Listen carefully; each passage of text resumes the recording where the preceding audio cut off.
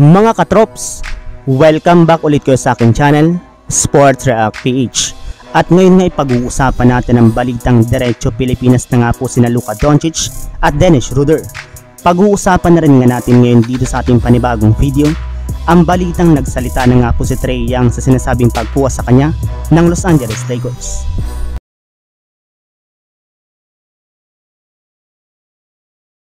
Bagamat man nga po maglalaban pa ang Slovenia ni Luka Doncic at Germany ni Dennis Schroeder sa huling araw ng second round ng 2023 FIBA World Cup Group Stage, ay hindi rin naman nga po ito magiging problema para sa kanilang kupunan, gayong pareho na rin naman nga po silang pasok sa darating na quarterfinals. Sa ngayon nga po ay meron na silang parehong record ng 4 wins at 0 losses sa kanilang Group K, matapos nga pong talunin at ilaglag ng Slovenia ang Australia at patumbahin naman ng Germany ang team ng Georgia.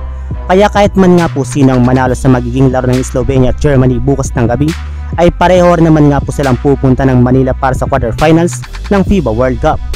Yes, dito nga po sa Pilipinas gaganapin ang quarterfinals, kaya siguradong maraming mga Pinoy ang makakakita sa dalawa sa mga pinakamalaking pangalan sa NBA na sina Dennis Schroeder at si Luka Doncic. Samantala, pumunta naman tayo sa ating sunod na pag-uusapan. Sa balitang nagsalita na nga po si Trae Young sa sinasabing pagkuha sa kanya ng Los Angeles Lakers. Katulad nga po ng naibalita ng NBA insider na si Jovan Bohan ng The Athletic, matagal na nga daw pong interesado ang Los Angeles Lakers sa pagkuha nga po nila kay Trae Young mula sa Atlanta Hawks. Kasali na nga po si Young sa mga malalaking pangalan ngayon na maaaring makuha ng Lakers sa pamamagitan ng isang trade. Hindi na rin naman nga po ganun kaganda ang kalagayan ngayon ni Young sa Atlanta Hawks, kaya posible nga po na umalis na siya dito sa mga susunod na taon sa NBA. Pero syempre bago pa man nga po ito makuha ng Lakers, ay kailangan muna nga po nilang i-offer sa Hawks ang kanilang mga players na kinabibilangan nila D'Angelo Russell, Rui Hachimura at ilan sa kanilang mga draft pick. Bukod rin naman nga po dyan mga katrops, ay kailangan rin naman nga po ng Los Angeles Lakers na maghanap ng isa pang kupunan na sasali sa kanilang gagawing 3-team trade ng Atlanta Hawks. Gayon sa ganitong paraan lamang nga po nila makukuha ang isang Trae Young.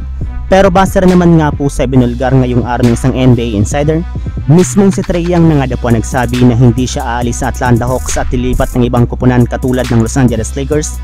Gayong nakafocus pa rin nga po siya sa pagkuha ng kampyonato sa Hawks sa mga susunod na taon sa NBA, kaya wala nga po itong pakialam sa mga nagsisalabasang trade patungkol sa kanya. So yun lang mga katrops, ang handog kong story ngayong araw. Sana nag-enjoy kayo, please like and subscribe my YouTube channel, Sports React PH, para sa iba pang story at update patungkol sa NBA. Kita-kits muli sa ating susunod na video.